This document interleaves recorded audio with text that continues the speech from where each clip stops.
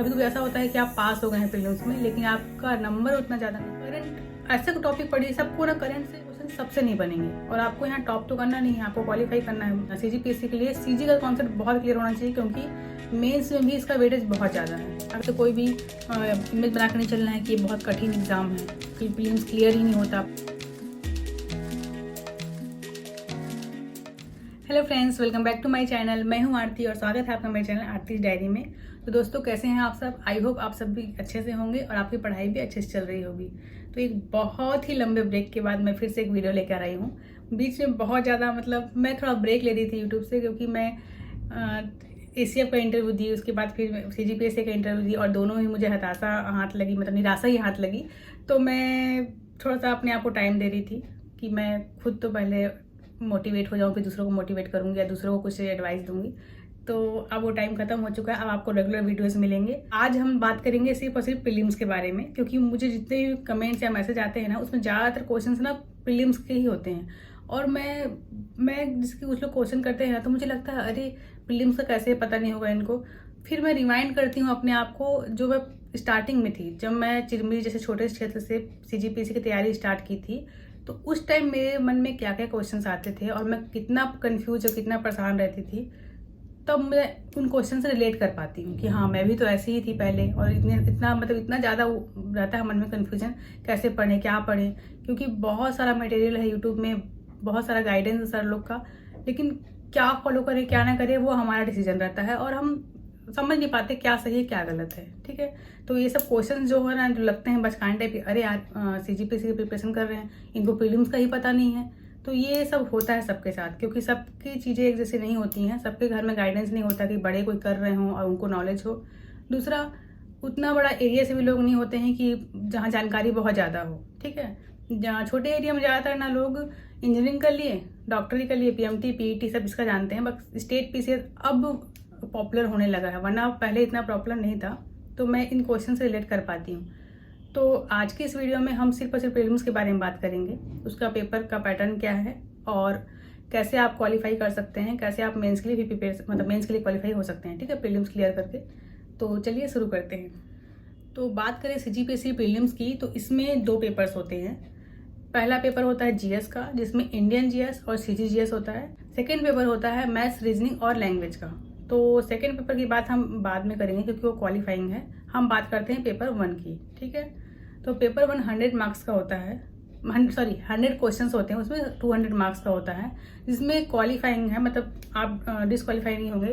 अगर आप जनरल हैं तो 66 मार्क्स, और अगर आप रिजर्व कैटेगरी से हैं तो 46 मार्क्स आपको लाना होता है। ठीक है, ये है क्राइटेरिया आपको क्वालिफाई होने का, मतलब मेंस के लिए क्वालिफाई नहीं होने के लिए, प्रीलिम्स क्वालिफाई करने का। ठीक है, तो अगर हम पेपर 1 की बात करें, तो फिर ये 2 पार्ट में बढ़ जाता है, जैसे इंडियन जीएस और सीजीजीएस। 50 क्वेश्चन इंडियन जीएस से आएंगे और 50 क्वेश्चन सीजीजीएस से आएंगे। ठीक है, और दोनों का सेम वेटेज रहता है। जैसे कि इंडियन जीएस से पूछेगा हिस्ट्री, तो इधर सीजी हिस्ट्री क्वेश्चन आएंगे। 50 क्वेश्चन का आप 2 ब्लॉक बना लेंगे, 2 ग्रुप। तो इधर से अगर पूछेगा इंडियन हिस्ट्री, तो यहाँ इधर से पूछेगा सीजीजीएस से सीजी हिस्ट्री। इधर से अगर इंडियन पॉलिटी कॉन्स्टिट्यूशन से क्वेश्चन आएंगे, तो यहाँ पंचायत से क्वेश्चन आएंगे। ठीक है, अगर जियोग्राफी से क्वेश्चन आएगा, तो इधर भी सीजी का जियोग्राफी पूरा पूछा जाएगा। ठीक है, इकोनॉमिक्स क्वेश्चन आएंगे यहाँ, तो यहाँ भी इकोनॉमिक्स सर्वे क्वेश्चन आएंगे। दोनों कॉमन हो गया। जो एक्स्ट्रा है वो क्या है, इंडियन जीएस में साइंस एंड टेक पूछेगा।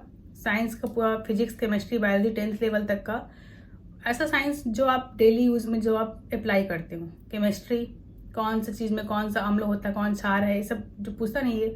फिजिक्स, लेंस में का क्वेश्चन आ जाता है ज़्यादातर, और चुंबक का, लेंस का, ये सब क्वेश्चन।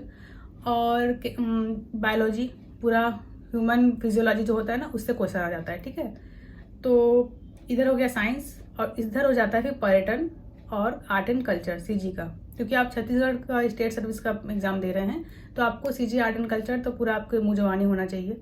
और अभी कुछ दिनों से ना इसमें जनौला ये सब भी ऐड कर रहा है, मतलब लैंग्वेज को प्रेफरेंस दे रहा है। ठीक है, तो बात ऐसे ही कि हमको लाना है, इसमें कोई हाईएस्ट मार्क्स से सिलेक्शन तो लेना नहीं है कि हाई मार्क्स लाके हमको एकदम प्रीलिम्स में टॉप 10 रैंक बनेगी, उससे आपको पोस्ट मिलेगा। इसमें आप क्वालिफाइंग होते हैं, मतलब एक कट ऑफ डिसाइड होता है। जैसे कि मान लो 100 पोस्ट के लिए वैकेंसी आई है, तो 100 पोस्ट का 15 गुना लोगों को मेंस में बुलाया जाता है। ठीक, तो 1500 लोगों को बुलाया जाएगा मेंस के लिए, 100 पोस्ट के लिए, मतलब एक पोस्ट के लिए 15 लोगों को बुलाया जाएगा, ठीक है। तो अपने कैटेगरी वाइज आपको उतना, जैसे मान लो 20 सीट ही है जनरल का, तो उसको 15 गुना कर लीजिए, उतने लोगों को मेंस के लिए बुलाया जाएगा। तो ऊपर से सिलेक्शन, मतलब जो हाईएस्ट है, ऐसे करते करते रैंक, मतलब नीचे लाते हुए नंबर के उतने लोगों को सिलेक्ट किया जाता है, पहले कैटेगरी वाइज, उसके बाद जनरल से, ठीक है। तो प्रीलिम्स क्वालिफाई करना होता है, मतलब कभी कभी ऐसा होता है कि आप पास हो गए हैं प्रीलिम्स में, लेकिन आपका नंबर उतना ज़्यादा नहीं आया कि आप उतने 15 गुना में आ जाएं, ठीक, तो आप बोल देंगे क्वालिफाई नहीं हुआ प्रीलिम्स। लेकिन अगर आप 15 गुना में आ गए हैं तो आपको मेंस देने का मौका मिलेगा। इसको प्रिपेयर कैसे करना है, तो सीजी जो भी जीएस है उसके लिए तो मैं यही बोलूँगी, कोई भी लोकल पब्लिकेशन की बुक आप उठाइए, उससे पढ़िए, क्योंकि जैसे हरिराम पटेल हो गया, मुस्कान पब्लिकेशन की हो गई, ये सब क्वेश्चन, उपकार हो गया, टूटेजा हो गया, कोई सी बुक आप लीजिए जिसमें सीजीजीएस पूरा कवर किया हो। उसमें हिस्ट्री, पंचायत, ज्योग्राफी ज़्यादातर इसका रहता है, पर्यटन, आर्ट एंड कल्चर, ठीक है, और करंट, ऐसे टॉपिक पढ़िए, सबको ना करंट से लिंक करना है। जैसे मान लो आर्ट एंड कल्चर का कुछ करंट में कुछ अभी हुआ, जैसे कि अभी न्यू ईयर में बहुत सारा अभी पुरस्कार बटेगा, ठीक है, छत्तीसगढ़ राज्य अलंकरण, तो वो भी आ जाएगा आर्ट एंड कल्चर में कि किस क्षेत्र में किसको क्या पुरस्कार मिला। तो वो सब लिंक करके ही पढ़ना है, क्योंकि जो भी क्वेश्चन बनाने में आपको ना ऐसा सोचना है कि क्वेश्चन, कोई आप होते अगर क्वेश्चन बनाते तो आप पुराना किसी ग्रंथ को उठा के उससे क्वेश्चन नहीं बनाते, आप जो आपके आसपास चल रहा है उससे आप क्वेश्चन बनाते। हाँ, एक दो क्वेश्चन ऐसे होते हैं जो out of the syllabus, out of syllabus नहीं बोलेंगे, मतलब पता नहीं कहाँ से पूछ देते हैं, ऐसा होता है, तो वो क्वेश्चन सबसे नहीं बनेंगे। और आपको यहाँ टॉप तो करना नहीं है, आपको क्वालिफाई करना है इसमें, तो आपको सिलेक्टेड पढ़ना है और किसी भी लोकल पब्लिकेशन से पढ़ना है, ठीक है, अच्छे से। मतलब आपको कॉन्सेप्ट क्लियर होना चाहिए सीजीपीएससी के लिए, सीजी का कॉन्सेप्ट बहुत क्लियर होना चाहिए, क्योंकि मेंस में भी इसका वेटेज बहुत ज़्यादा है। अगर आप इधर अच्छे से कर लेते हैं प्रीलिम्स में सीजी को, तो आपको मेंस में बहुत ज़्यादा फायदा हो जाएगा। और उसके बाद इंडियन जीएस की बात करें तो इंडियन जीएस में हिस्ट्री, तो वो तो आप लोग जो भी प्रिपरेशन स्टार्ट कर रहे होंगे हिस्ट्री पढ़ते ही होंगे। कॉन्स्टिट्यूशन, पॉलिटी, ज्योग्राफी से क्वेश्चन आते हैं, बट उसका वेटेज थोड़ा कम होता है।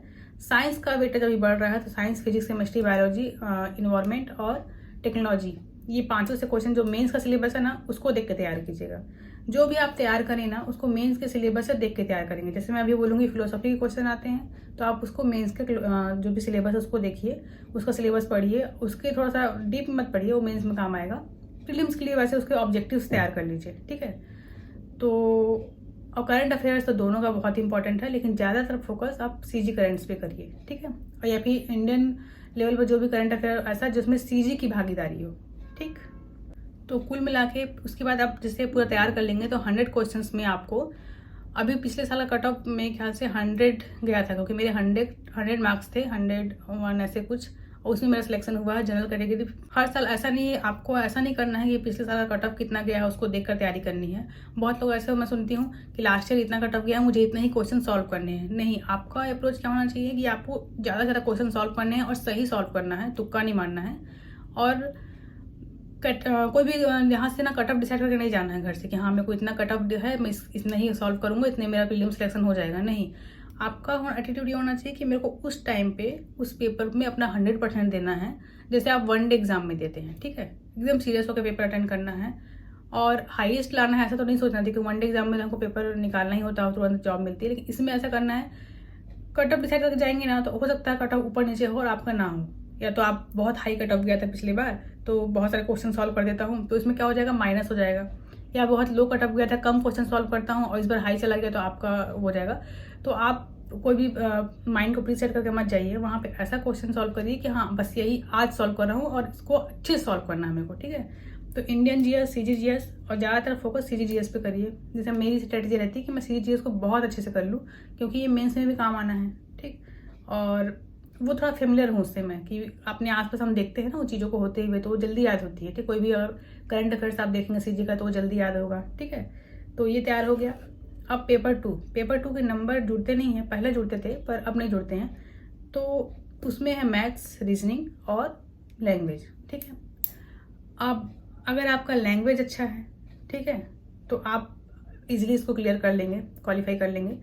लेकिन अगर आपका लैंग्वेज अच्छा नहीं है तो उन क्वेश्चन को अटेम्प्ट करने के चक्कर में आप डिस्क्वालीफाई भी हो सकते हैं, क्योंकि होता ऐसा है ना, लैंग्वेज क्वेश्चन बहुत सारे 30-35 तो लगातार दिखते हैं और बहुत इजी होता है। जब हम मैथ्स के कैलकुलेशन में घुसे होते हैं और अचानक से हमारे सामने हिंदी के क्वेश्चन आते हैं, बस उसमें सिर्फ ऑप्शन चूज़ करना है, सीजी लैंग्वेज के क्वेश्चन आते हैं, ऑप्शन चूज़ करना है, तो हमको ये बड़ा ईजी लगता है, माइंड को ना क्लिक मिलता है कि हाँ ये ईजी है, इसको कर दें। बट वो ट्रैप है। ऐसे बहुत लोग ना डिस्क्वालीफाई हो जाते हैं, क्योंकि हम जब मैथ्स कैलकुलेट करके आए हैं, बहुत ज़्यादा टाइम लग रहा है, यार हटाओ इसको, 35 क्वेश्चन यही है, इसको सॉल्व कर दो, इसमें सही हो जाएगा तो हमारा क्वालिफाई हो जाएगा, ठीक है। लेकिन अगर आपकी पकड़ नहीं है हिंदी में, तो आप तुक्का उक्का लगाने के चक्कर में मत रहिए, क्योंकि हिंदी के कारण ही इतना माइनस होता है कि लोग क्वालिफाई नहीं कर पाते हैं पेपर 2।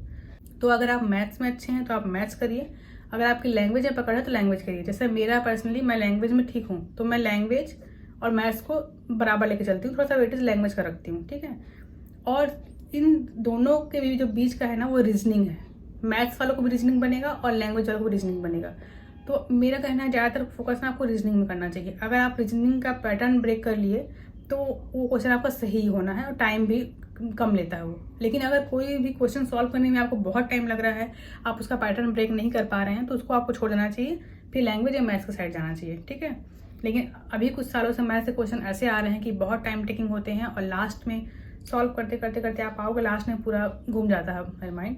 तो पहले आपको रीजनिंग के क्वेश्चन सॉल्व करने चाहिए, क्योंकि फ्रेश माइंड होता है। आप थोड़ा सा फर्स्ट पेपर के बाद सेकंड पेपर में 3 से 5 का टाइम होता है इसका, थोड़ा सा आप लेट के जा रहते हैं, थोड़ा सा फ्रेश होकर जा रहते हैं, तो रीजनिंग का आपको पैटर्न ब्रेक करना अच्छा होता है। तो रीजनिंग सॉल्व कीजिए, प्रेशर मत बनाइए अपने ऊपर कि मुझे सॉल्व करना है, इतने क्वेश्चन सॉल्व करना है, ठीक है, जितना हुआ हुआ ठीक है। उसके बाद हिंदी के क्वेश्चन सॉल्व कीजिए, उन क्वेश्चन को लगाइए जो आप श्योर हो, क्योंकि यहाँ पे कोई वो नहीं है कि ज़्यादा नंबर लाना है, यहाँ पे सिर्फ क्वालिफाई करना, 66 मार्क्स लाना है आपको। तो उन क्वेश्चन को बनाइए जो आप श्योर हो, उसके बाद आप मैथ्स में कूदिए, ठीक है। अगर आपको 66 में क्वालिफाई करना है, तो आपको 33 क्वेश्चन आपके सही होना चाहिए, ठीक।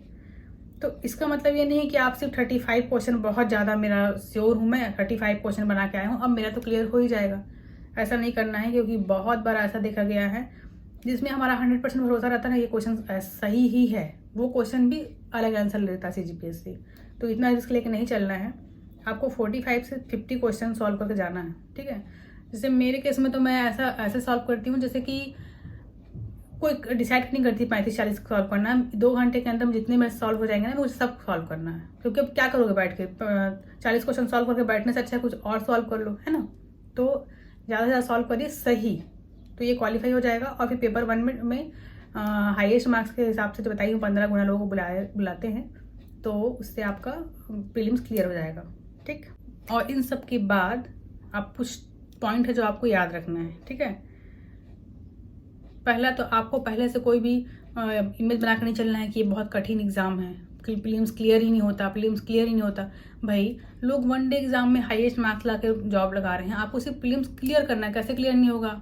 बस वहाँ पे आपकी नॉलेज कमी नहीं है, आपके वहाँ कमी क्या है बताऊँ, वहाँ आप पेपर को ठीक से टैकल नहीं कर पा रहे हैं। तो आप बहुत ज़्यादा ना मॉक टेस्ट दिलाइए, ठीक।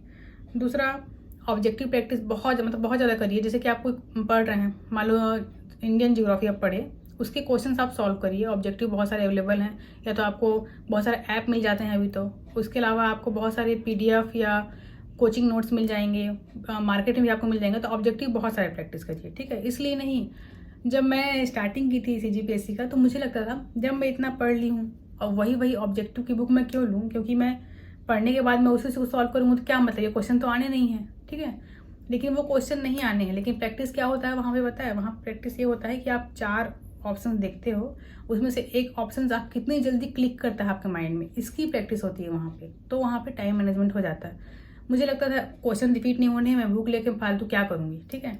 वैसा नहीं होता है, वहाँ आपको सिर्फ ये प्रैक्टिस करना होता है कि एग्जाम हॉल में आप कैसे ऑप्शन को टैकल करेंगे, ठीक है। कैसे 2 ऑप्शन को एलिमिनेट करना है, कैसे क्वेश्चन को सॉल्व करना है, ये आपका प्रैक्टिस होता है। क्वेश्चन प्रैक्टिस नहीं होता, क्वेश्चन तो आप नॉलेज आपका है, क्योंकि क्वेश्चन इतिहास गवाह है कि CGPSC में जो भी क्वेश्चन आते हैं आप कहीं पढ़े नहीं होंगे, किसी कोचिंग के मॉक टेस्ट में आप नहीं देखेंगे वो क्वेश्चन को, ठीक।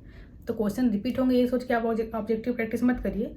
आपका ऑब्जेक्टिव को सॉल्व करने का जो पैटर्न होगा ना उसमें, कि हाँ मैं ऐसे सॉल्व कर सकता हूँ, इसके लिए आप ऑब्जेक्टिव प्रैक्टिस करिए, ठीक। और तीसरा सबसे मोस्ट इंपॉर्टेंट है, ज़्यादा से ज़्यादा पढ़ते हैं लोग, सोचते हैं ऑब्जेक्टिव है, ठीक। ज़्यादा से ज़्यादा पढ़ लेता हूँ मैं, रिविजन को टाइम नहीं देते हैं। लेकिन वहाँ होगा क्या पता है, 4 ऑप्शन रहेंगे ना, आपको चारों ऑप्शन सही लगेंगे, क्योंकि सबको आप कहीं ना कहीं पढ़े रहेंगे। आपका ना लिंक रहेगा नहीं कि इस क्वेश्चन के लिए मैं इसको पढ़ा था, 4 ऑप्शन आप हर जगह कहीं ना कहीं पढ़े होंगे, तो वहाँ पे क्या क्लिक करता है, कहीं तो पढ़ा हूँ कहीं तो पढ़ा हूँ, तो ऐसा लगेगा इसी का आंसर है ये, तो आपको चारों सही लगेंगे। ये कन्फ्यूजन होता है अगर आप रिवीजन नहीं करें। 4 ऑप्शन में से ये वाला ऑप्शन इस क्वेश्चन का है, ये वाला ऑप्शन इस क्वेश्चन का है, ये रिलेट कब होगा, जब आप बहुत बार रिवाइज करेंगे। ठीक है, अगर आप रिवाइज नहीं करेंगे ना तो आपको कन्फ्यूजन होगा, चारों ऑप्शन आपको सही लगेंगे। 4 में 3 तो सही लगेंगे ही, एक भले आप एलिमिनेट कर लें। ठीक है, और एक टिप है मेरे साइड से, प्रीलिम्स के एक दिन पहले तक आप पढ़ते मत रहिए। प्रीलिम्स का जो मैं पर्सनली करती हूँ कोई भी एग्ज़ाम के लिए, 2 दिन पहले से ही ना आपको एग्ज़ाम मोड में जाना है। कैसे, एग्ज़ाम के माहौल को नोटिस करिए, कैसे आप जाएंगे एग्ज़ाम देने, कैसे आप बैठेंगे, कैसे आप क्वेश्चन सॉल्व करेंगे, क्या क्या लेके जाना है वो तैयार कर लीजिए, ड्रेस तैयार कर लीजिए अपनी, क्या पहन के जाना है आपको, मतलब पूरा इन्वायरमेंट आपका ना एग्ज़ाम वाला कर लीजिए कि हाँ आप मुझे देना है। इससे आप मेंटली प्रिपेयर होंगे और जो हड़बड़ाहट होती है ना लास्ट मिनट की एग्ज़ाम हॉल में, वो नहीं होगी। ठीक है, तो मुझे लगता है मैंने प्रीलिम्स का जितना भी था सब बता दिया है। अगर फिर भी आप लोग को लगता है कि हाँ कुछ छूट गया है या कुछ और आपको चाहिए जानकारी, तो आप लोग कमेंट बॉक्स में कमेंट करिएगा।